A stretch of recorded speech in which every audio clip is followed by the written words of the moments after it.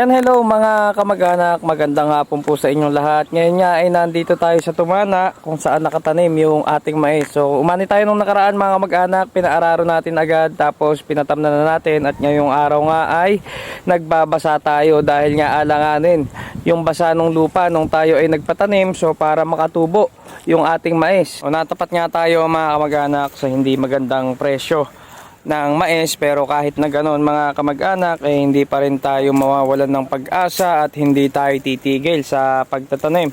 O yan mga kamag-anak, yan pa lang nakikita nyo sa likod, yan pa lang yung mga nababasa namin.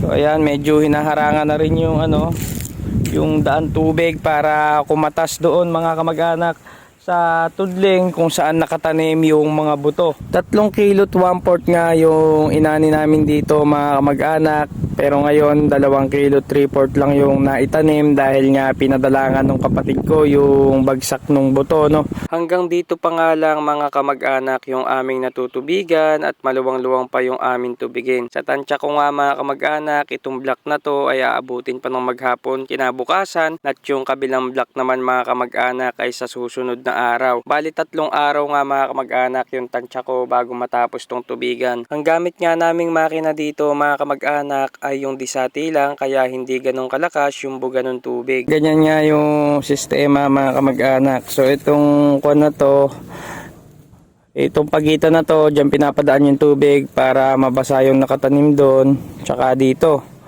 Ganito yan mga kamag-anak, no. Ayan, dyan pinapadaan yung tubig.